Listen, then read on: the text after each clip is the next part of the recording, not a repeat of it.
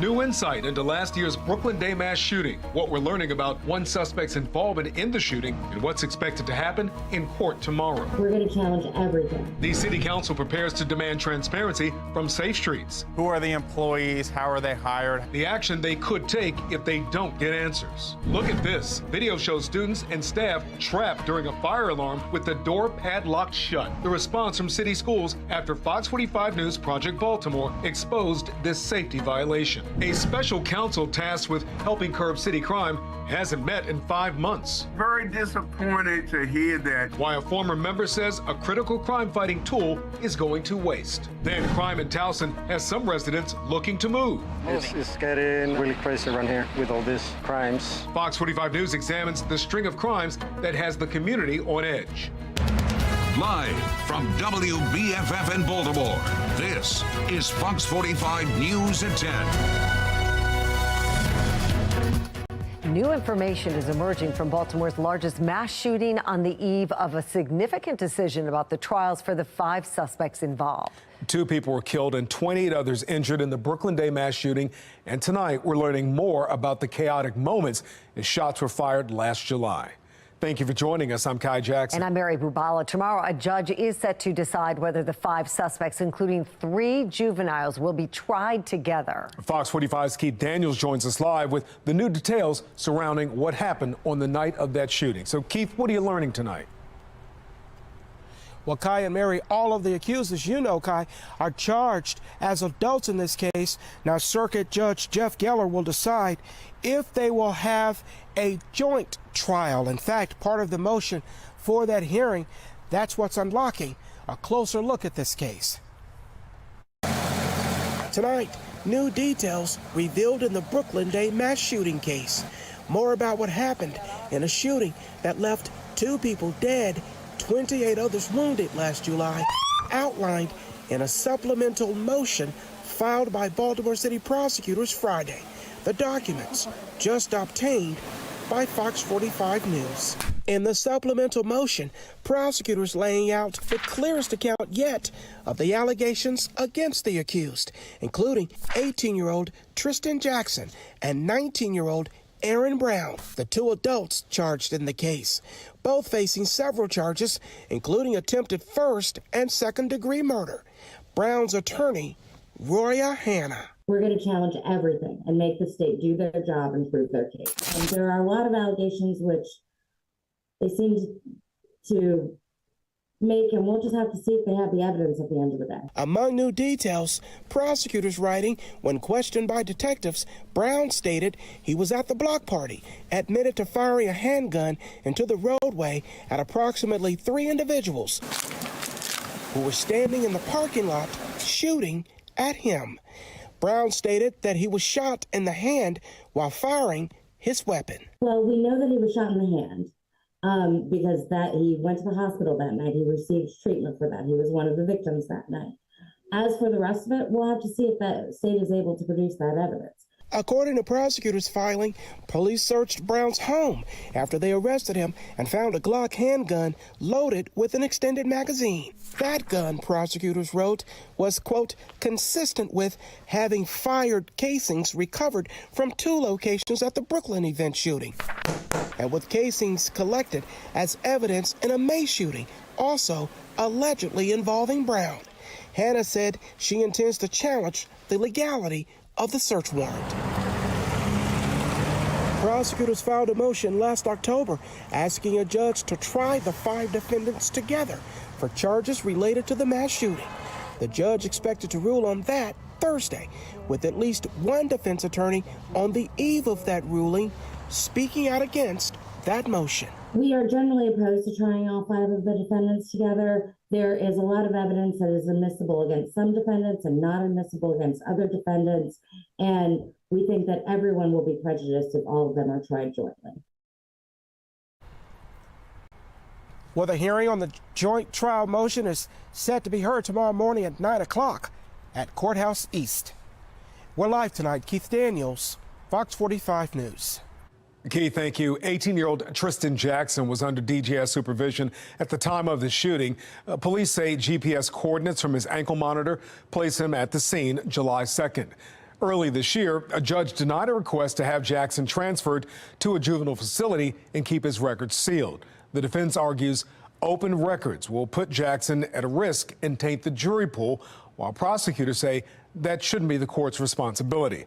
Legal expert Euripsy Morgan says transparency is the most important aspect of this case.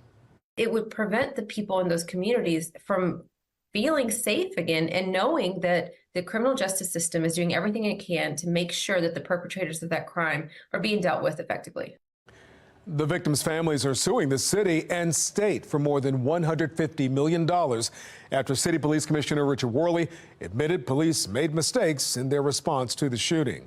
Fox 45 News will follow the legal developments surrounding this investigation and case. Stay with us on air and online at foxbaltimore.com for updates.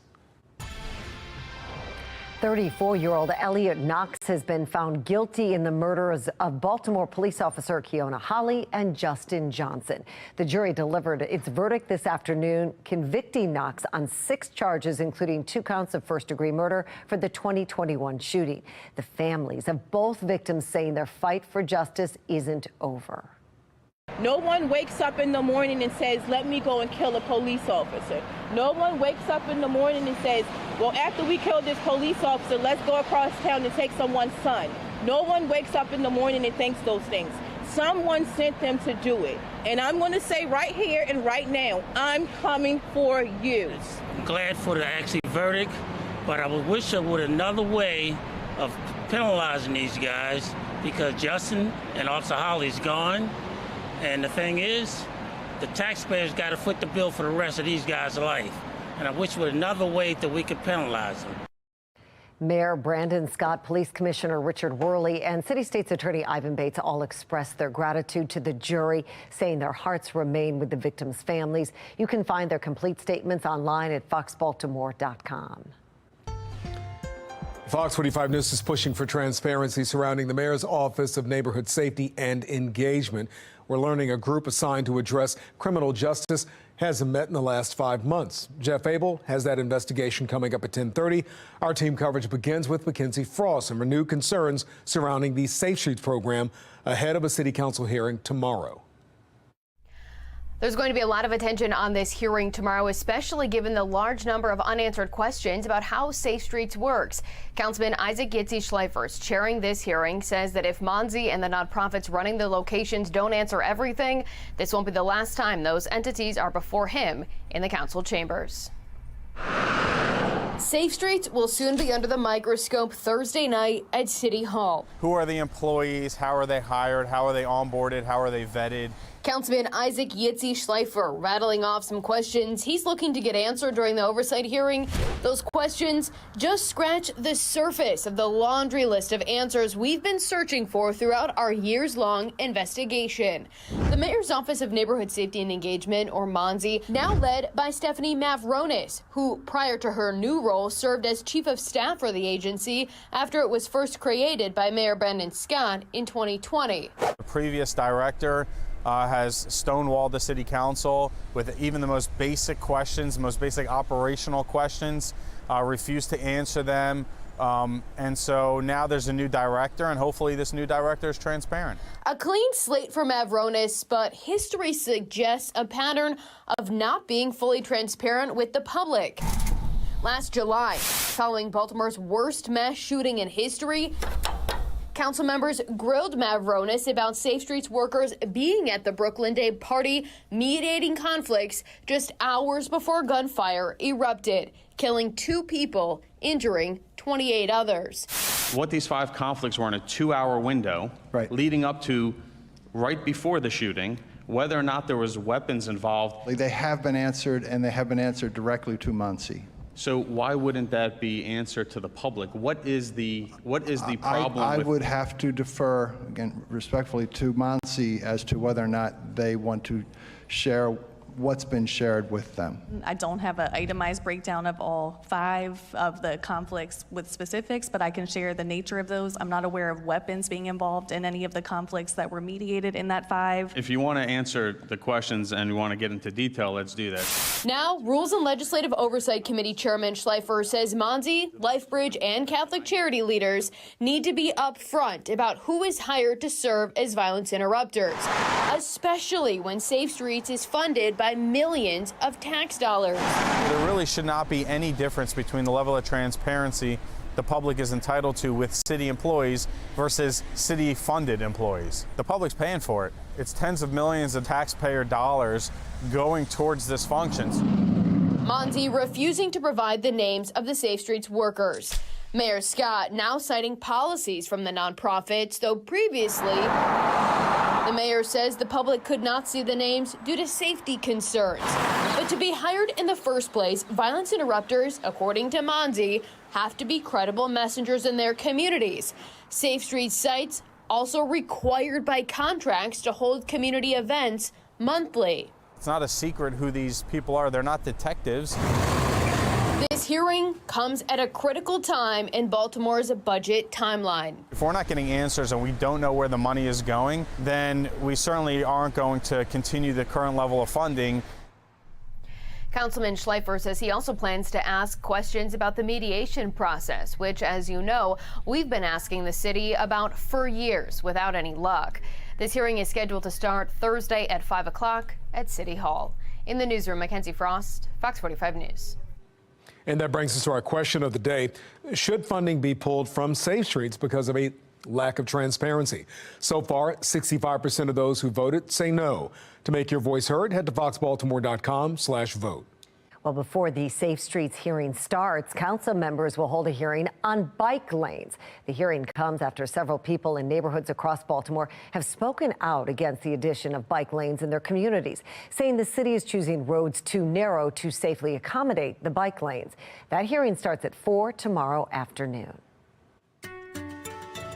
All right, good evening. We're still seeing the rainfall out there. It's been an all-day event practically. We started out with fog, but the rain just continued to fall. And now on the radar picture, it's back again across parts of Baltimore. It's not particularly heavy, more of nuisance drizzle out there, but keeping things pretty damp. And right now we're only at 52 degrees, but our temperatures are not going to drop a whole lot more than this tonight, perhaps just a couple more degrees. But the showers should slowly start to taper off. And I think after midnight, we're only going to see it very spotty, and that'll be the case as we make up our way to the early morning hours. Again, blowing down towards the 40s is about as cold as it's going to get. We've got more rain to track, but we will get some dry time before that arrives. We're going to talk about that next system coming up. All right, Gerard, thank you. Coming up on Fox 45 News at 10 o'clock tonight, 50 cents per package. That's how much some Maryland lawmakers want you to pay for your next deliveries. Fox 45 News examines the bill that would have you paying more for each package you get. A recent string of crime in Towson has some residents on edge. What has happened in the past few weeks and why it has some people wanting to move. And Project Baltimore finds video from one city school showing students trapped inside with the fire alarm sounding. What the principal is accused of doing that put safety at risk.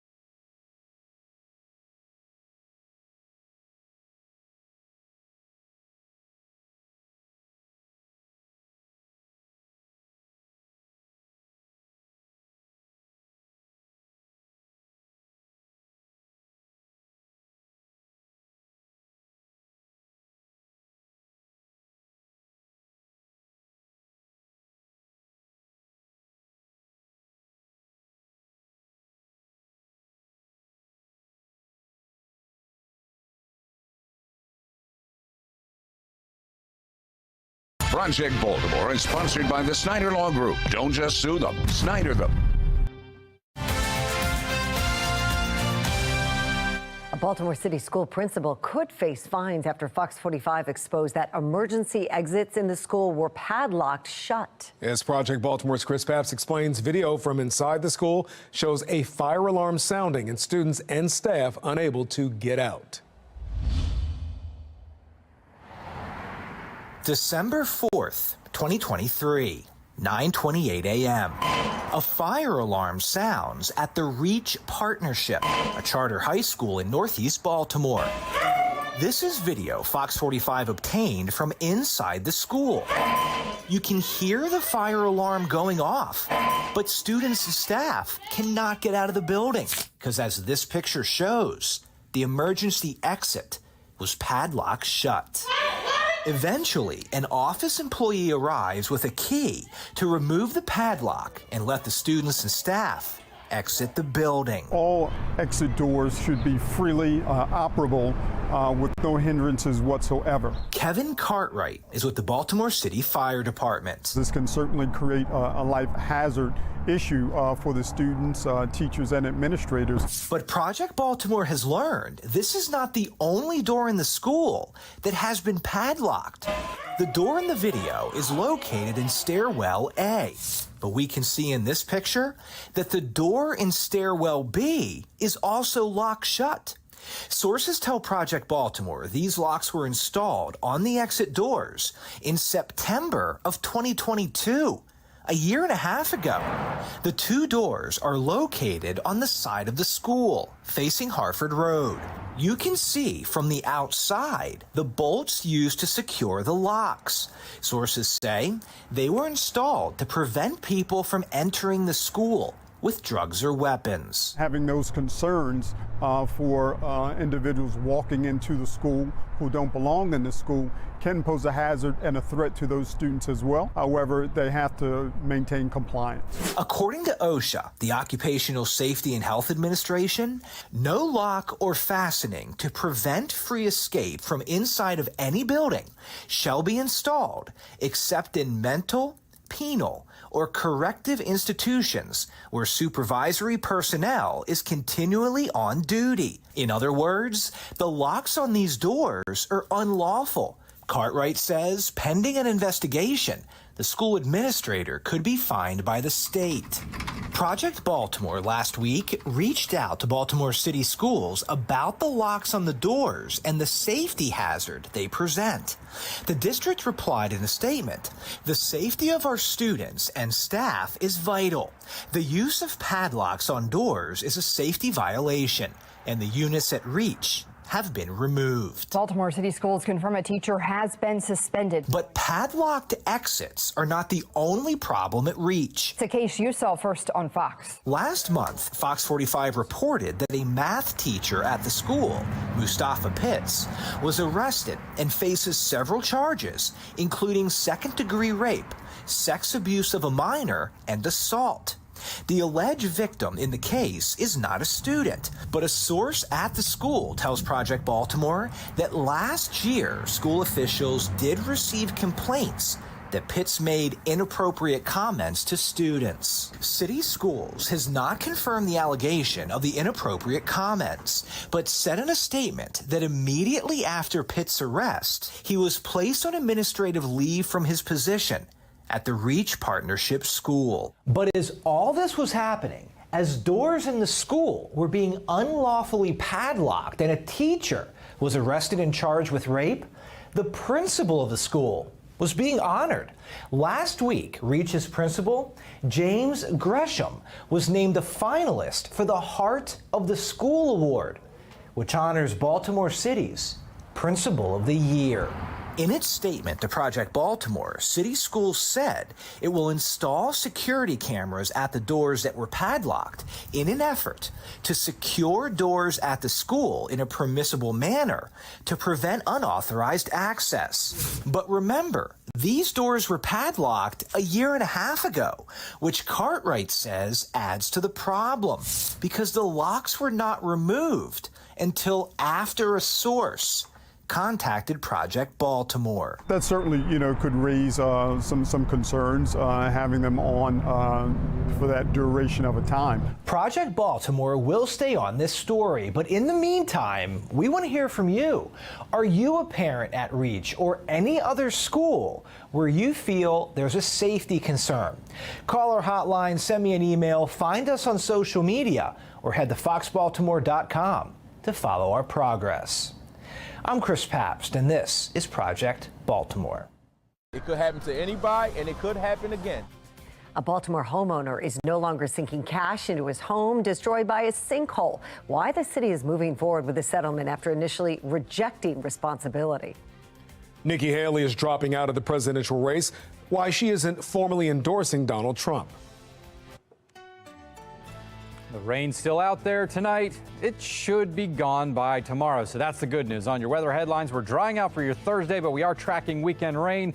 But Kai Jackson wants to know, where's the barbecue weather at, man? Yes, sir. I'm going to try to answer that for him coming up.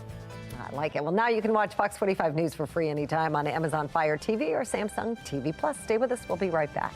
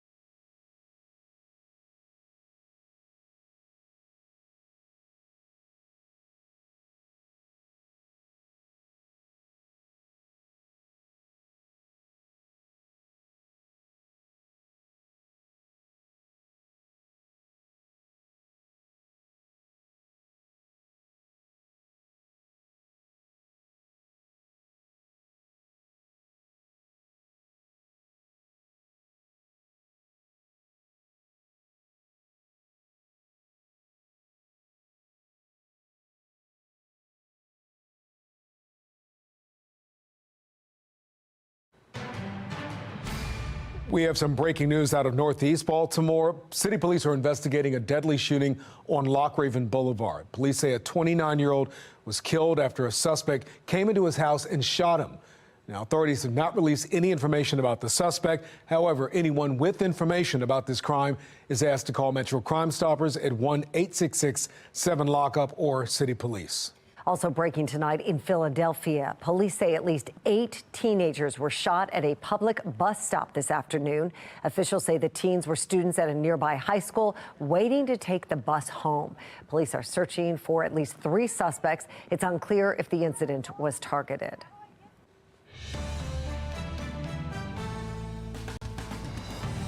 Republican Nikki Haley is suspending her presidential campaign after losing 14 out of 15 primaries to former President Donald Trump last night.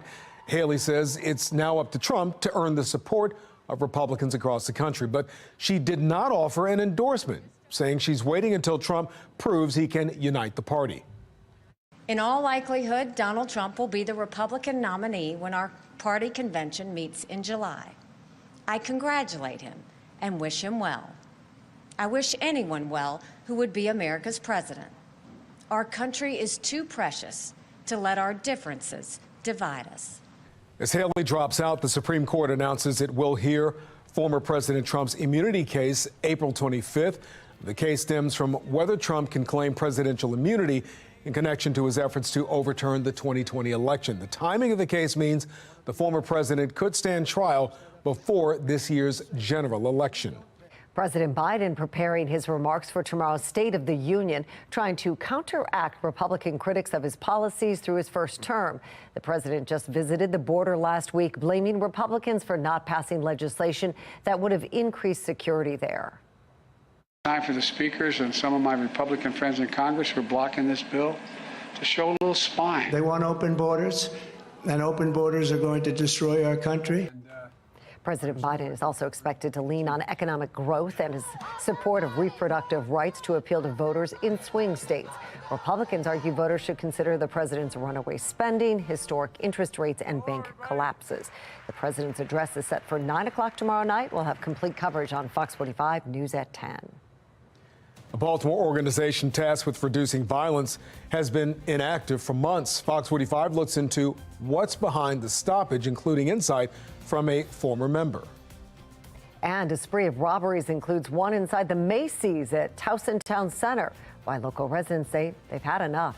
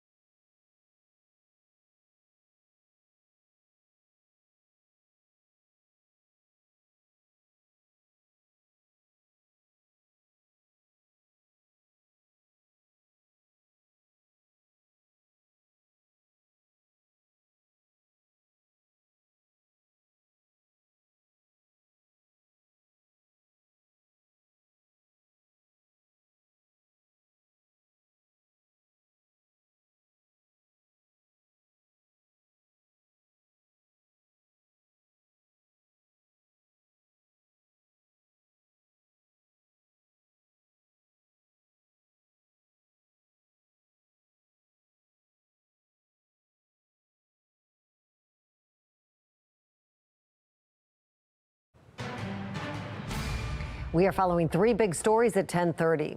You could be paying more to receive your packages as part of a new proposal to offset the state's transportation budget shortage. Why some say it's an unfair burden for taxpayers. A robbery inside Macy's at Towson Town Center, one of several crimes in and around the mall in recent weeks. What we're learning about the suspects is some residents say they're considering moving. And an organization focused on reducing Baltimore's crime issues has gone dormant for the past 5 months.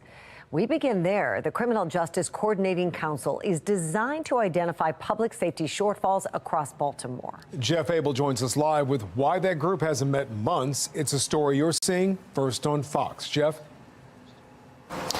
Well, when the mayor jump-started this council, he called it a critical component of his crime-fighting strategy. But tonight, no one can explain why the council hasn't held a meeting in 5 months.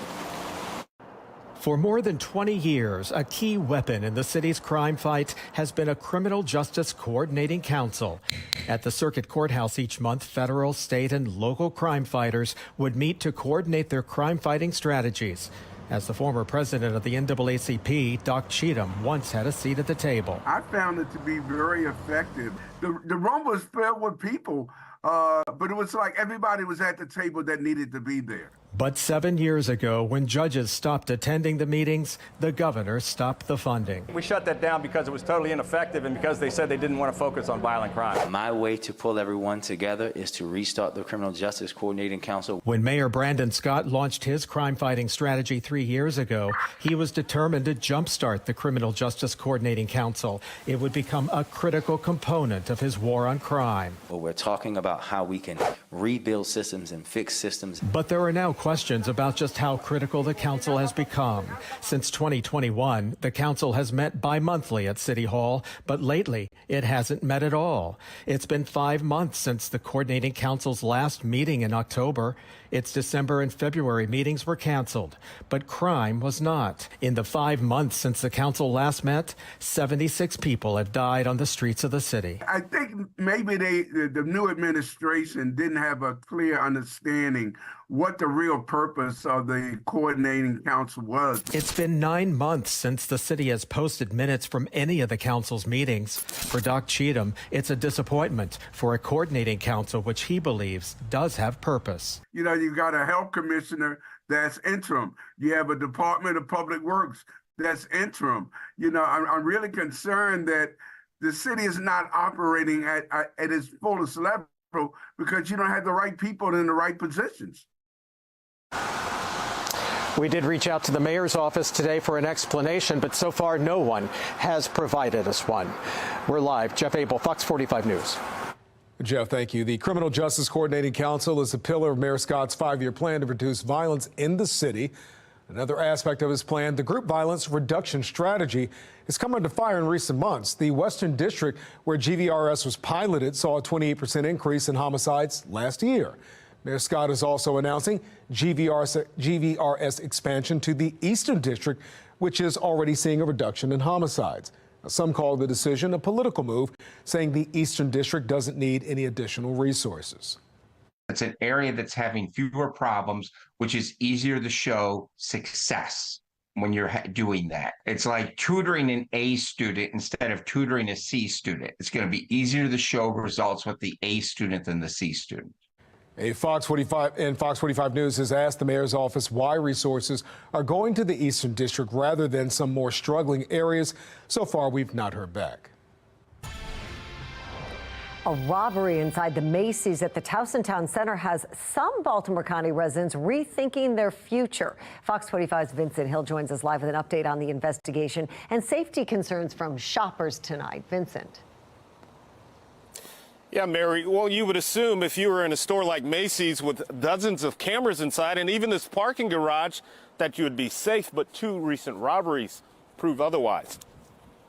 My safe place. I love Macy's. A safe space for this Towson resident turned not so safe Monday afternoon, just before 5 o'clock. The suspects walked right back out of Macy's through the same door about 2 minutes after they entered. An armed robbery involving 2 suspects inside the store. I was thinking of going there today until I heard this. My reaction is to stay away, avoid it at all costs until they can figure out what's going on. So far, no arrests have been made. And Baltimore County Police are still trying to figure out who robbed someone Friday in the parking garage of the town center. Male subject forced caller to withdraw $800 and send him $500 through Apple Pay. And last month, They were last seen running southbound on Delaney Valley Road towards the circle. A group of juveniles robbed someone outside of the town center. FOX45 cameras captured their arrest. This resident was walking by just a few minutes before. It's not an easy thing to know that in my neighborhood that this kind of thing is happening when we are out and about just doing our business. A neighborhood this couple says is no longer a guarded one. It's kind of weird, but we're just looking for, like, I don't know, enclosed communities or something like that. They say they're rethinking where they live. Actually, we are moving. We are moving. We're moving. It's getting really crazy around here with all these crimes. And so far, no arrests have been made in Friday's robbery here at the parking garage or Monday's robbery at the Macy's. If you have any information, you're urged to contact Baltimore County Police. For now, we're live in Towson. Vincent Hill, Fox 45 News. Vincent, thank you. It is important to note Macy's is closing more than 100 stores across the country over the next 2 years, more than 20% of its locations. It's unclear if the Towson store is included in that group. Macy's cites underperforming sales numbers over the past several years. Baltimore County Police are warning drivers about a wave of car thefts across the region. Police have reported 665 car thefts this year, about 10 thefts a day on average. More than half of those stolen cars are Kias and Hyundais. Experts say a TikTok challenge showing viewers how to steal the cars has made the problem worse. And a year and a half after that challenge went viral, we're asking why Kias and Hyundais are still being targeted at this rate. It didn't happen overnight. We're not going to fix it overnight, but there is light at the end of the tunnel. Well, experts say steps like upgraded security software in the cars and steering wheel locks are helping the problem, but the car manufacturers are still working with law enforcement to combat those thieves. Baltimore City State's Attorney Ivan Bates and Prince George's County State's Attorney Aisha Braveboy are advocating for a bill that would change how car thefts are prosecuted. It would broaden the consequences for people who benefit from gang activity, including carjackers and those who recruit young people to commit carjackings. Almost none of these crimes are done by one individual. So what you're seeing is the adults are preying on the juveniles and have the juveniles there as well as part of the larger overall crew. Those individuals that are running around carjacking in groups 3, 4, 5 cars a night, and they ride around carjacking citizens, taking the cars then down to a chop shop. If you have a stolen car story or know somebody who's been impacted by a spike in auto thefts, we want to hear about it. Scan that QR code on your screen, tell us what happened, or send an email to news@foxbaltimore.com. Baltimore County Police say a barricade situation in Rosedale ended without incident around 7 o'clock. Police say officers were called to the scene for reports of shots fired around 4 p.m. The suspect was alone inside the location and no one was hurt.